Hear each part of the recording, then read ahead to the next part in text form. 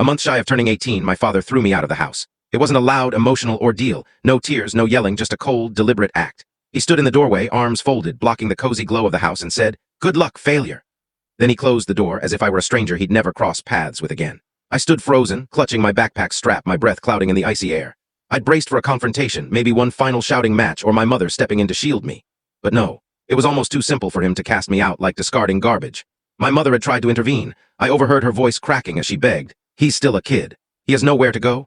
But my father was unyielding once he'd made his decision. He'd long since decided I was no longer his responsibility. I had no clue where to turn. I had a few buddies, but their parents would pry. I considered crashing at a bus station or lingering in a 24-hour diner all night. Then I thought of my grandparents. They lived roughly 5 miles away, so I walked. 5 miles in the bitter cold, my fingers numb by the time I reached their doorstep. I knocked, half hoping they wouldn't answer so I wouldn't have to explain.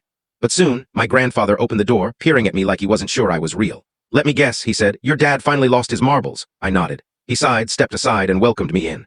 No questions, no blame, just warmth. That was the difference between him and my father. My dad viewed me as a burden. My grandfather saw me as kin. Life with them was simple. My grandmother ensured I was fed. My grandfather offered wisdom. For the first time in years, I wasn't bracing for the next blow. But a week later, everything shifted again. My cousin Liam called me, chuckling. "Dude, you hear what happened to your car?" My stomach dropped. "What do you mean?" I asked. "Your dad sold it," he said. "Didn't he tell you?" Of course he hadn't. My father had sold my car, the one I'd slaved 2 summers for, toiling through grueling shifts at an auto shop to buy.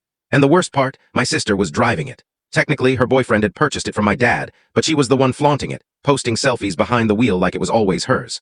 I should have been livid, but I knew how this would play out. She was 19, claiming she was pregnant, and if I confronted her, she'd spin the narrative. She always did. But I wasn't letting it slide. I couldn't. The next morning, I met with my grandfather's attorney. 2 days later, my father got a call, and that's when the real storm hit.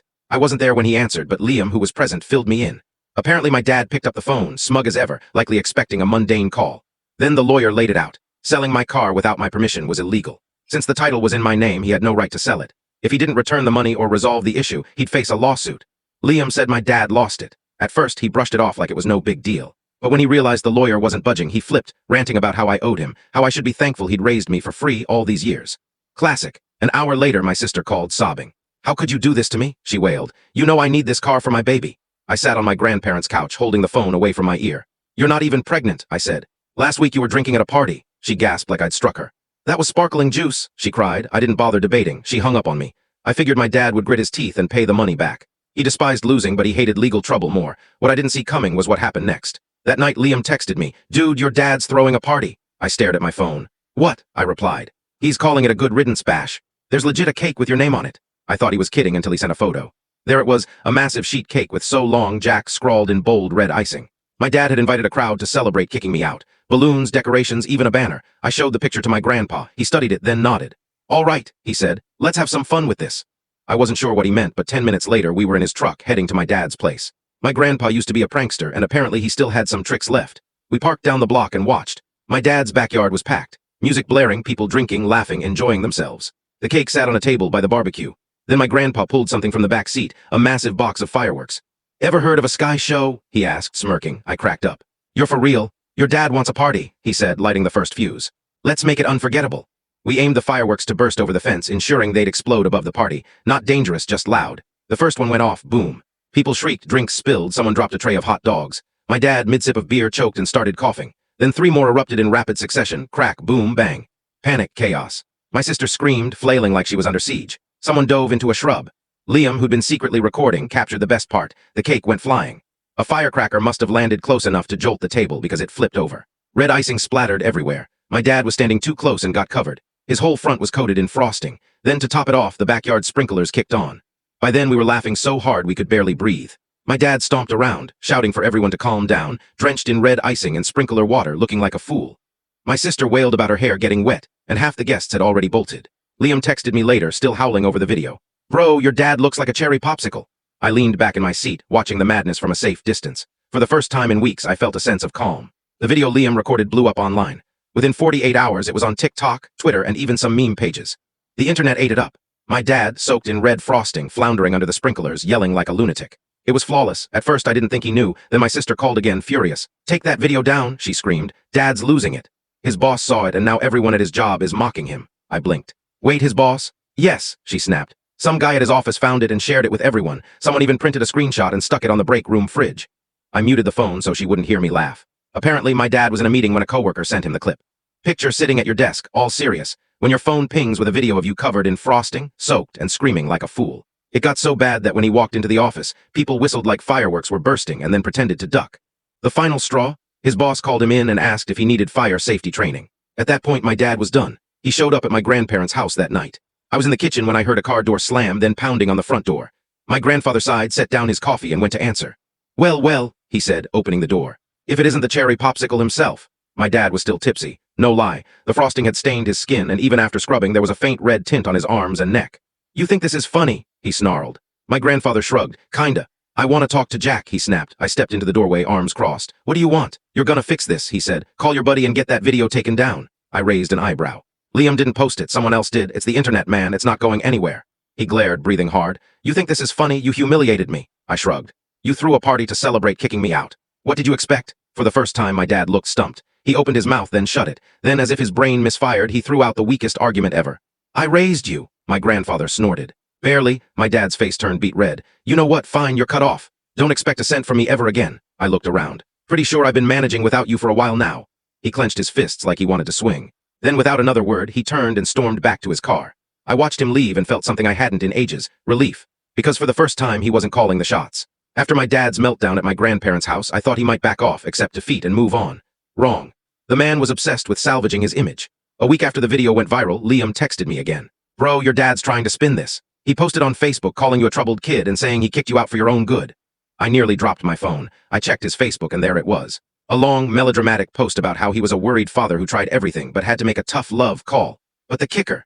He included a GoFundMe link. He was literally crowdfunding his decision to kick me out. The description claimed he'd been unfairly slandered and needed funds to recover from defamation and property damage. I laughed so hard I couldn't breathe. But it gets better. Guess who saw the post and started commenting? My mom. She ripped him apart in the comments. You didn't kick him out to help him. You did it because you're selfish and didn't want the responsibility anymore. You stole his car and sold it to fund your drinking. Tell me again how you're the victim. Then others piled on, former coworkers, neighbors, even people who knew him in high school. Apparently my dad had burned a lot of bridges over the years, and now everyone saw their chance. When I checked again, the GoFundMe had negative donations. How? People reported it for fraud, and GoFundMe was refunding contributions. My dad deleted the post within hours. And just when I thought it couldn't get worse for him, my mom filed for full custody of my younger brother. He wasn't 18 yet, so she had a legal case. And with my dad's internet stunt imploding, the court wasn't exactly on his side. When he found out, he lost it. But this time, he was powerless. The world had finally seen him for what he was. At this point, my dad's life was a train wreck. And honestly, I just grabbed my popcorn, the failed GoFundMe scam. Humiliating, my mom's custody battle, crushing. But the thing that truly broke him, the news. I woke up one morning to a flood of texts from Liam. Dude, check the local news site. Your dad's in the headlines. I bolted out of bed and opened the page. There it was. Father hosts good riddance party after kicking out son, instantly regrets it. My heart raced as I clicked. The article covered everything. The viral video, the Facebook fiasco, the GoFundMe scam, even the custody battle. The best part, they quoted my dad's boss who said, "Yeah, we've been laughing at him around the office for weeks." I had to set my phone down and catch my breath. It was perfect, but it wasn't over. An hour later, my dad called. I stared at the screen. He hadn't called once since kicking me out. Now he suddenly wanted to talk. I answered. "Hello, you happy now?" He exploded. "You ruined my life." I just sat there. "I didn't write the article." "You didn't have to," he roared. "This is your fault. Do you know what this is doing to me?" I shrugged. "Sounds like your problem." He went quiet, then his voice softened. "Come back home." I almost laughed. "What? You heard me," he said, forcing calm. "Come back home. We'll sort this out together." I couldn't believe it. The man who threw me out a month before my 18th birthday was begging me to return. "Why would I do that?" I asked. "Because," he snapped, "if you come back, I can tell people the video was a prank. We planned it together. I can fix this mess and you can stop living with those old geezers." He messed up with that last bit. My grandfather, sitting nearby, raised an eyebrow.